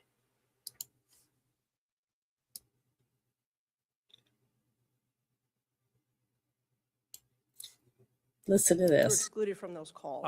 Because I was told when they look at coronavirus, not the same. So when you look at coronaviruses for SARS and MERS, for example, when they entered the human species, which they did via an intermediate, they never learned how to go human to human. Even to this day, they don't know how to go human to human. You hear that? They can't go human to human. They can't spread the virus from one human to another, so it dies out in that one person. So that's why they needed the vaccine, to make sure that people got it. And with the spike protein, it helps spread it by coughing and shedding on other people, because that was the one thing that SARS and COVID didn't have the capabilities of doing, was going from one human to another, because it can transfer between dogs and other animals, but not people. So, man, it just gets worse and worse every time I turn around. But I'm going to finish this one real quick. Sorry. I'll go back up where it was. They all found the genetic sequence inconsistent with expectations from evolutionary theory, basically what you're saying. However, just 3 days later, these 4 scientists had drafted a paper arguing the exact opposite, and that's now the infamous proximal origin of SARS-CoV-2. Our investigations show that this paper was prompted by Dr. Fauci, among others, with a goal to disprove the lab leak theory. What is the likelihood that these scientists came across additional information just 3 days after making these statements to conclude with such certainty that COVID-19 came from nature instead of the lab leak that they thought it was 3 days earlier? Yeah, I think it's unfortunate. Again, I've said this before, that this whole approach that was taken on February 1st, and subsequently in the month of February, if you really want to be truthful, it's antithetical to science. Thank you. Science has debate, and they squashed any debate. Thank you. Given what we know now and looking at all the conversations in February of 2020 and before the release of the paper, do you think that Dr. Fauci used this paper to hide the gain-of-function research created this virus? Yeah. I can't talk about Fauci's motivation. Do you think that the paper does hide the truth? I think it's an inaccurate paper that basically was part of a narrative that they were creating. Remember, this pandemic did not start in January at the seafood market. We now know there was infections all the way back into September. This was a narrative that was decided that they were going to say this came from the wet market, and they were going to do everything they could to support it, to negate any discussion about the possibility that this came from a laboratory. I got 20 seconds left. Dr. Fauci was affirmatively told in an email that NIAID had a monetary relationship with the Wuhan Institute through EcoHealth Alliance. He was told this in January 27th of 2020. Do you think that Dr. Fauci intentionally lied under oath to Senator Paul when he vehemently denied NIH's funding of gain-of-function research? I think there's no doubt that NIH was funding gain-of-function research. Is it likely that American tax dollars funded the gain-of-function research that created this virus? I think it did not only from NIH, but from the State Department, USAID, and from DOD. I'm out of time. Thank you very much. Now recognize. Wow. You hear that? We, you and I, the taxpayers, paid for all the people to die and be jabbed up. It was our money. They took our money and they ran experiments on it, on all of us with it. And not just in our country. That's bad enough they did it in our country, but they did it in every country that was able to do the jabs. And their governments used the money they got from us, because we got to remember, we helped share the money with USAID and all the different frauds that we've been finding of the billions of dollars that went to other countries. It's terrible. It's terrible. All of this is terrible. No, I've been a staunch person from the beginning when I was first able to start sharing my voice, that we shouldn't give a single penny to another country, especially if they shout they want death to America. But until we take care of our veterans, if every one of our veterans in the United States of America has a home to live in, whether it's a tiny home or not, doesn't matter. They have a roof over their head. They have 3 meals a day, and they're getting medical care. They can get glasses, get medicine for their heart problems or stomach ailments or whatever it is. If we had that money and we're taking care of all of our veterans, then we can take some of the money and do something to help other organizations outside the United States. But until we have that type of stuff going on in our country, I don't think any of our money should go to another country and pay to take care of their veterans or pay to take care of their people when we don't even take care of our own. That I'm huge about that. I'm sorry, I'm a military brat, and I grew up on bases, and my grandpa was in the Army, my dad was in the Air Force, and I think that we should treat our military better. I just really do. I'm a really big advocate for that. I really think that we lack the skills that we need when these people sitting at all these chairs in these seats here, senators, congressmen, state representatives and stuff, when they get special medical treatment or whatever because of where they are, they're elected, put in there, I don't think they should get any better treatment than our people in the armed forces. Period. Just think about it. If all those people, all those judges and all those, federal judges and stuff all had to have the same health care as an American soldier, I think it would get better really quickly, because if they had to be treated the same way, I think that things would get better. So I think we should pull the plug on all of them in Washington, D.C. For their health cares and stuff like that, and be on the same thing that we give our soldiers. Because I don't think they're worth any more air or treatment than our soldiers are worth. So they should start treating our soldiers better for what they've done. So I really see things that way, but I know I'm terrible, but I can't help it. But here we go. Finish this. I think it's done. I'll turn this one off. And I think I got 2 more left, but they're pretty good, I think. I think this is, let's see, Nicholas. Yeah, I think this, yeah, here it is. Here's one. All right. Let me open this up. All COVID-19 vaccinated individuals should undergo a cardiac screening to ensure that there is no subclinical heart damage. We just published a peer-reviewed paper, and we found that approximately per dose, about 1% to 3% do suffer a form of heart damage. That means millions and millions of people across the globe have this form of heart inflammation and possibly cardiac scarring that can lead to sudden cardiac arrest. And so subclinical mild pericarditis is not obvious, as you'll see in the figure here right next to me. So you may have some effort intolerance, So you exercise and you're more tired than usual. You might have some palpitations, and you may have some slight chest pain. But most concerningly is the very first manifestation of the syndrome can be sudden cardiac arrest or sudden death. And so it's very important to find out who has incurred this heart damage, the silent heart damage, and fix it and prevent the sudden death from occurring. And so in our paper, we outline a diagnostic and management approach to this silent heart damage in the best attempt to prevent sudden cardiac arrest among vaccine recipients.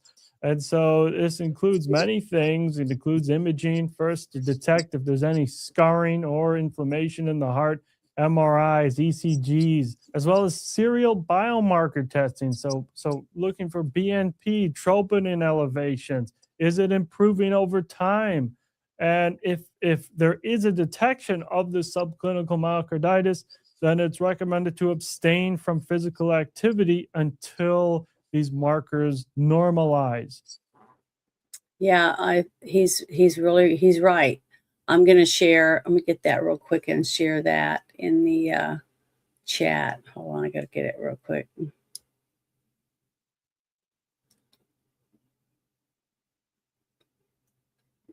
Darn it, where is it?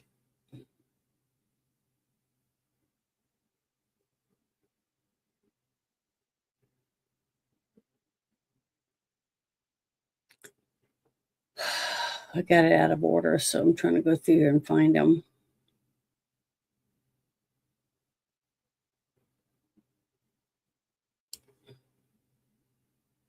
Oh, well, I'll have to get it from him. So hold on, I gotta get it right here. Copy. Put it in the chat. Here we go. There's the link to what we just played about what kind of things you should ask your doctor about what they need to check you for. But this next thing I want to share is a special message from Erica Kirk. She wants to voice her opinion about some things because she seems very upset about some things that are going on and have been going on since her husband was murdered. So I'm going to play that.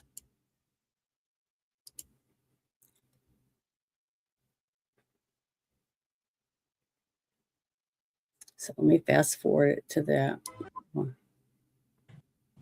At the White ever be enough.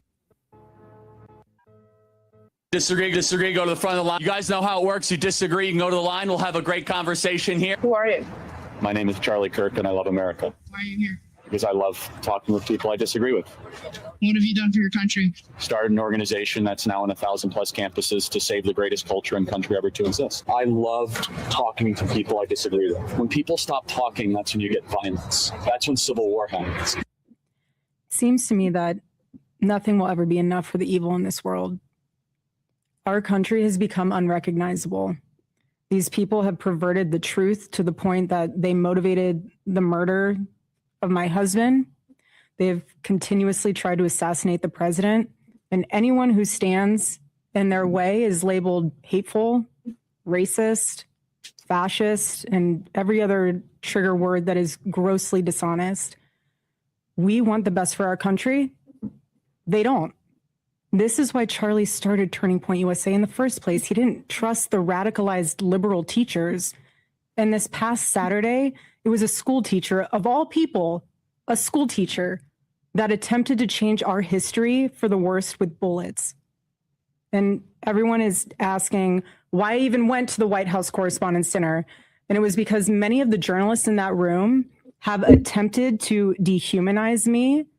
And I wanted to meet some of them face to face, quite frankly. Why have a conversation about me when you can have a conversation with me? So, for example, a journalist from the Daily Mail came up to me. She introduced herself, and she was very gracious. She was saying, "You look so beautiful. I'm so sorry for your loss." To which I replied, "It is so nice to put a name to the face, especially with all of the slander, the lies, accusations that are out there surrounding my husband's murder and myself." And I said to her, "You know what's so interesting? This is my first time at the White House Correspondents' Dinner, and I find it so fascinating, the dynamic that is going on right now, because everyone is all dressed up and you guys are co-mingling in and out of each other's cocktail parties. And so for one night, you are able to put aside all of your differences for the sake of freedom of speech.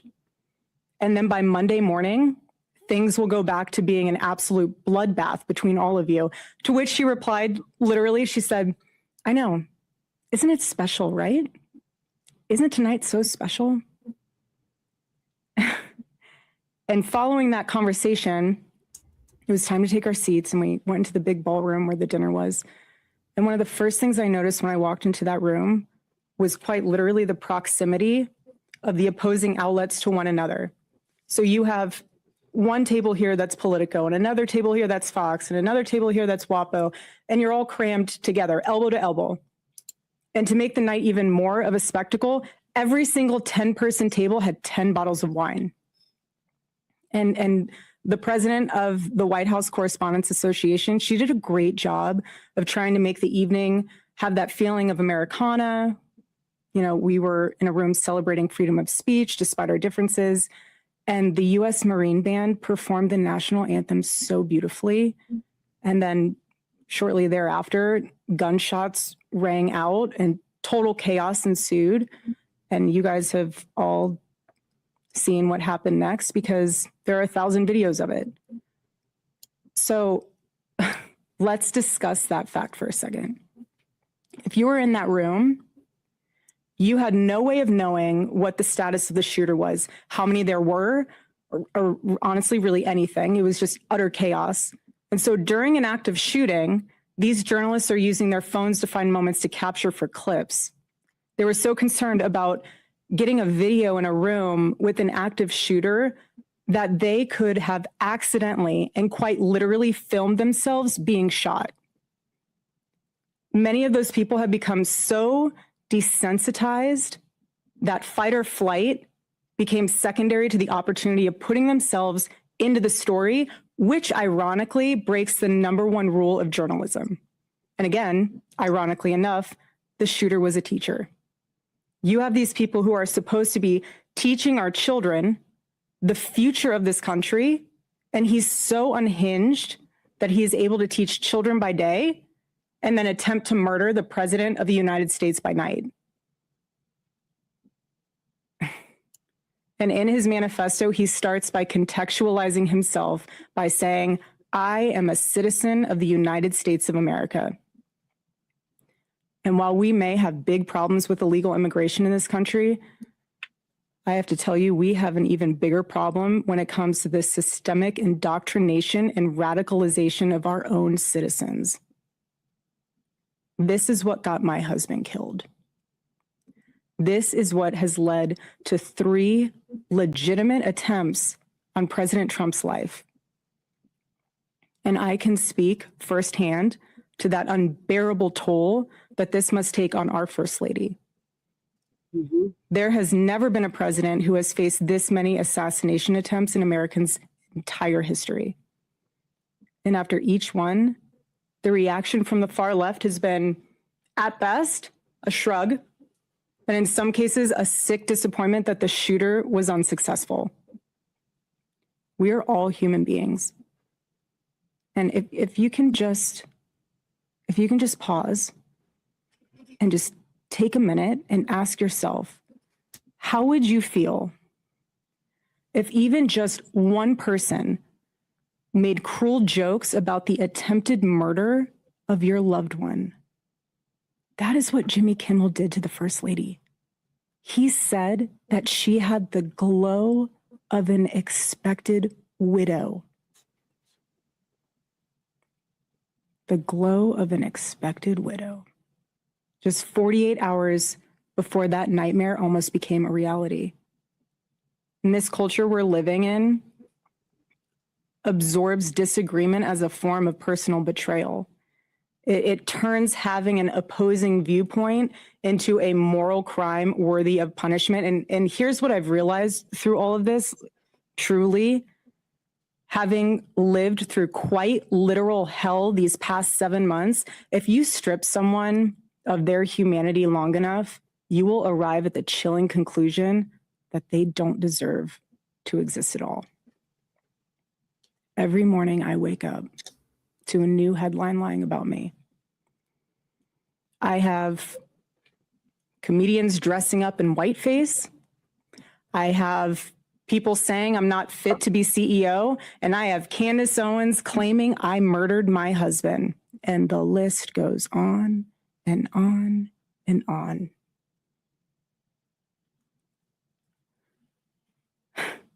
There is a serious epidemic of dehumanization plaguing this country.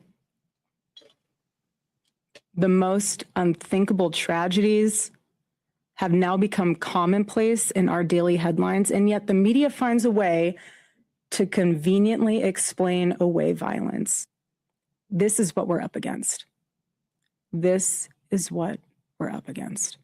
What is happening right now is something none of us can afford to ignore. The evil forces working to divide us, to distract us, and to pull us apart has never been stronger. This is a moment for Americans to come together and decide what kind of country we are going to be before we lose our country altogether. In Romans chapter 12, verse 21, it says, "Do not be overcome by evil, but overcome evil with good."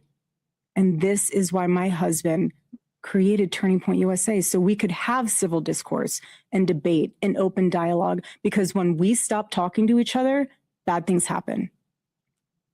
I am choosing to fight for America, for my children, for your children, and for our humanity, because we all need to do our part. And by the grace of God, we will succeed, and America will remain what she was always called to be, a shining city on a hill, a light to the world.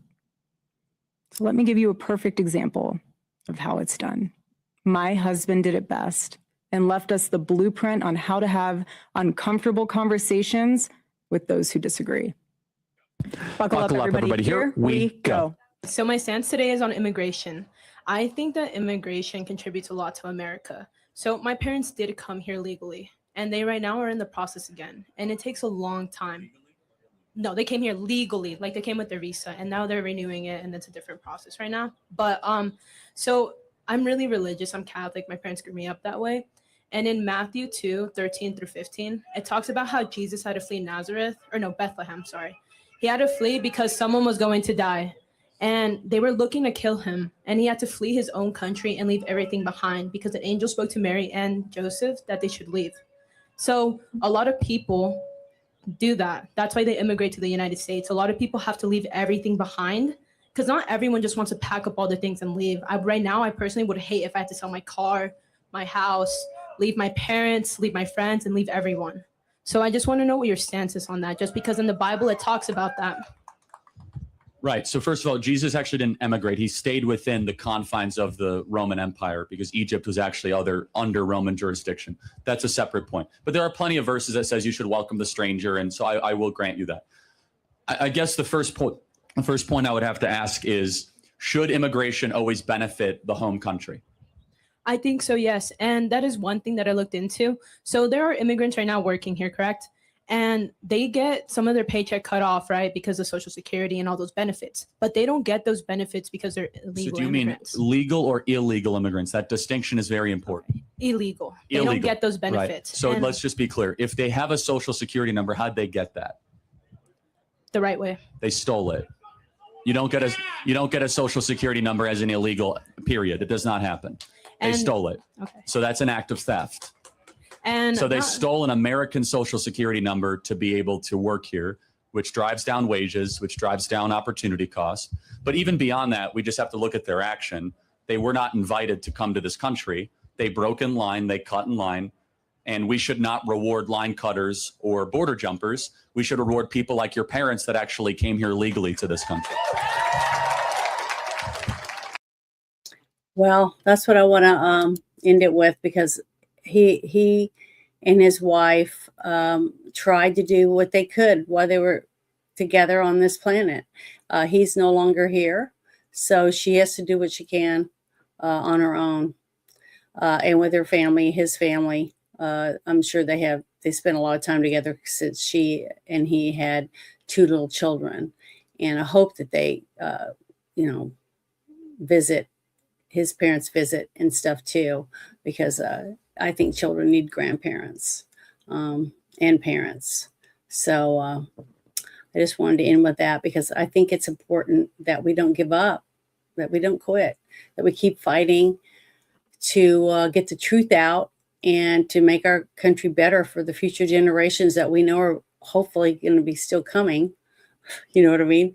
So that's all I wanted to share tonight. But I hope you guys have a wonderful evening, and hopefully you'll stop in tomorrow night and see me. I don't know who's joining me yet. Hopefully it'll be somebody joining me. I don't like doing it by myself, but for the Friday Night Shit Show.